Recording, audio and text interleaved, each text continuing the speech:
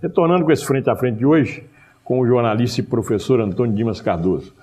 Dimas, você foi presidente do PPS, não é mais, mas continua ligado ao partido, né? Sim, continuo ligado, porque eu entendo que todo cidadão tem que participar de alguma maneira, deve participar, e a maneira de você participar politicamente, uma das maneiras é você ter um vínculo institucional, até para que você possa se expressar. Então, eu valorizo muito a participação política e tenho um vínculo com o PPS, né? E é por isso me orgulha muito, porque penso que todo cidadão tem que ter alguma forma de participação política. A conversa política de até agora é de que o ex-deputado Humberto Souto poderia ser o candidato do PPS. Você acredita nisso? Tem esse estudo mesmo? É muito difícil, porque dentro do PPS eu não estou vendo essa discussão com o deputado. O deputado não tem, só num congresso que ele se manifestou, né, o interesse de ser candidato a prefeito, se colocou na condição de pré-candidato a prefeito, mas eu não tenho percebido a evolução dessa pretensão do deputado dentro do próprio partido. Então, para mim é uma incógnita. Agora, eu acho muito interessante que os partidos lancem seus nomes, até porque, em Montes Claros, a tendência é que as eleições se resolvam em 2 turnos. Então, eu acho muito interessante que os partidos lancem seus candidatos, não é, para que a população possa ter opções de avaliação, de escolha. Então, seria muito interessante que o deputado Humberto Souto fosse candidato a prefeito. Embora eu não acredite muito nessa possibilidade. E ele não sendo, o PPS teria outro nome? O PPS hoje discute essa possibilidade do deputado ser candidato a prefeito.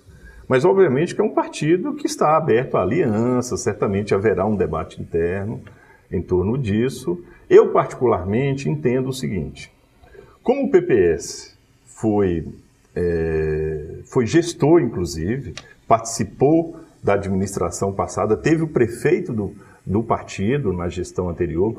Mas o Atos, ele saiu do PPS, sim. Né? Pois é, mas os quadros do PPS, o PPS enquanto partido, tem uma experiência de gestão em Montes Claros. E não deve abdicar dessa experiência, não é? Que foi uma experiência muito valiosa. Então eu entendo que o partido tem que ser pragmático. Eu entendo que o partido tem que, se caso o deputado Humberto Souto não seja candidato, que o partido realmente avalie, né, a possibilidade de fazer composição nas eleições majoritárias, não é? Inclusive lançando mão da sua experiência de gestão. Ô Dimas, você não acha que o que desmoraliza muitos partidos brasileiros é a promiscuidade dos partidos com o poder, não? Por exemplo, qual vereador do PPS hoje? Claudinho e João de Deus. São esses os 2 vereadores O Claudinho é oposição à administração. administração, mas o João de Deus apoia. Olha, o João de Deus... Como é que o eleitor fica? Pois é, aí vai ter... Agora, o João de Deus, dentro do partido, ele se declara alinhado às políticas do partido. Não é? Agora, a gente sabe que na prática, na Câmara, a posição dele tem sido, não é, no mínimo, questionável em alguns aspectos. Mas nós acreditamos muito, né, também no vereador João de Deus, e acredito que o PPS está dando uma grande contribuição lá na Câmara. Agora, de fato, você tem toda a razão, existe uma promiscuidade, isso é histórico na política brasileira, mas entendo que o PPS hoje ocupa um espaço de oposição, isso tem que ficar muito explícito para a sociedade, inclusive para o vereador João de Deus. O Claudinho, ele realmente tem ocupado esse espaço. Não é o único, né, na Câmara. Sim. Aliás, tem feito um excelente trabalho, porque a principal função de qualquer vereador é de fiscalizar o poder executivo. O legislativo existe para isso. O legislativo existe para isso. Apesar dessa promiscuidade, o legislativo, né, não tem outra função tão marcante como a função de fiscalização, não é? E é isso que se espera da Câmara Municipal. É isso que se espera.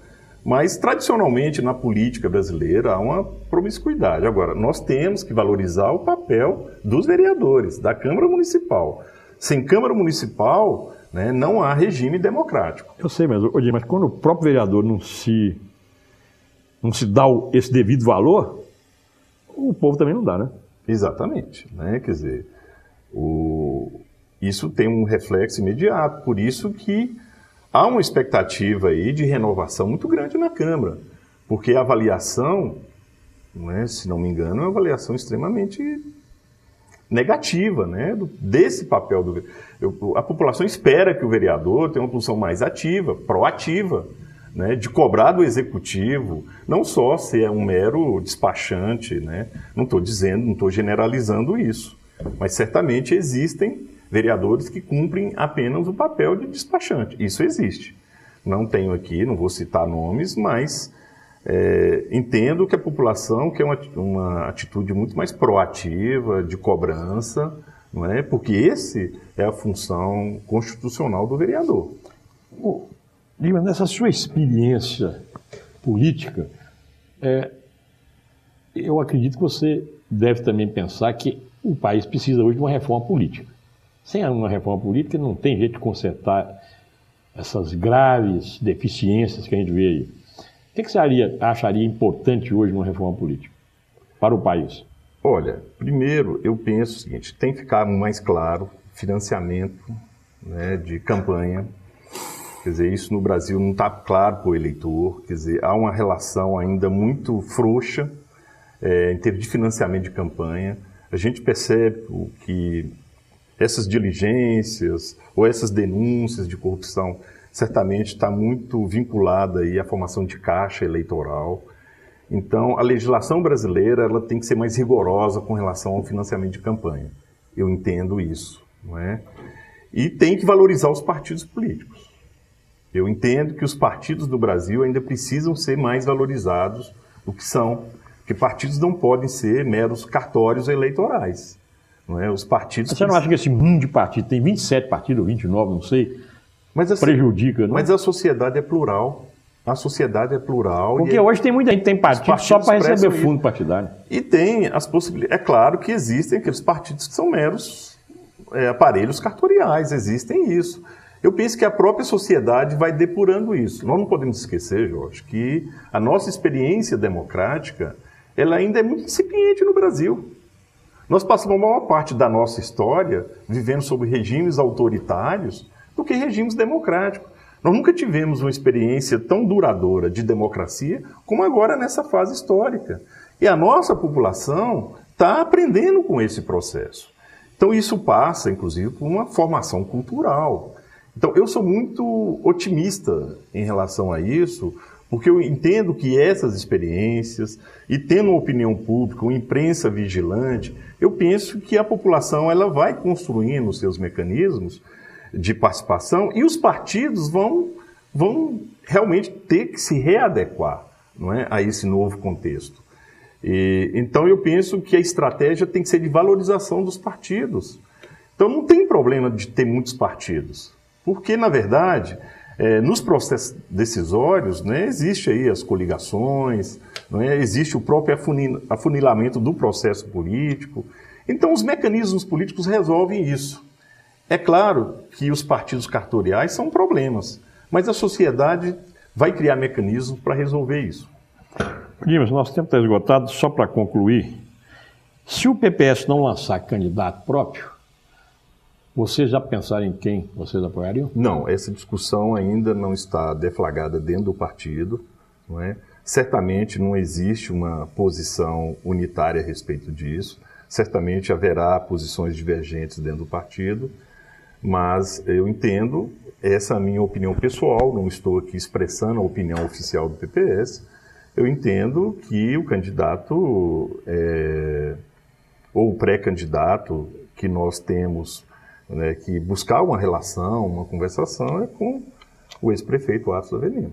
Você acredita que o Atos consegue ser candidato? Eu acredito não tem problema que sim. judicial, não? Eu acredito que sim, porque pelo menos a informação que nós trabalhamos é que todo o seu processo foi transitado e julgado. Ele mesmo tem declarado que ele está desimpedido, né, e pode ser candidato normalmente. E nós estamos confiando nisso. Independentemente de nomes, o que eu quero aqui conclamar e discutir, colocar para o debate, é a necessidade de se pensar um projeto estratégico para a cidade. independentemente daquele que será eleito. O que nós precisamos urgentemente é discutir um projeto estratégico para o município de Montes Claros, para a cidade, porque... Mas os candidatos têm que discutir esse projeto e depois tem que cumprir, né? Porque exatamente. promete demais na campanha e não cumpre nada depois. Exatamente. Então, e o exemplo nós temos aí no qual o candidato tem que ser eleito a partir dos projetos que ele vai discutir com a sociedade enquanto candidato. Não é? E eu penso que isso está faltando. Não podemos nos concentrar em nomes específicos. Temos que pensar no projeto. E quem que pode, de fato, propor o melhor projeto para a cidade. Eu acho que a avaliação passa por aí. Passa por essa visão mais ampla de política. É assim que eu vejo o processo eleitoral que está por vir. Dimas, 5 segundos para concluir. Jorge, primeiro é um prazer muito grande estar aqui com você. E você que é um jornalista renomado e de muita respeitabilidade, um jornalista independente. Então é um privilégio muito grande participar do seu programa Frente a Frente. E dizer que a gente espera cada vez mais que programa como o seu, como programa que você coordena, possa ser um espaço de debate, não é, dos problemas da cidade, e que a partir desse debate possamos, então, construir uma sociedade mais justa, mais igualitária. Encerrando esse Frente a Frente de hoje, com o professor e jornalista Antônio Dimas, nós podemos dizer que o privilégio foi nosso em tê-lo aqui com a gente. E os telespectadores, tenho certeza, concordam comigo. E dizer que o nosso programa continuará sendo esse espaço para que se discuta o futuro e o desenvolvimento de Montes Claros. Muito obrigado.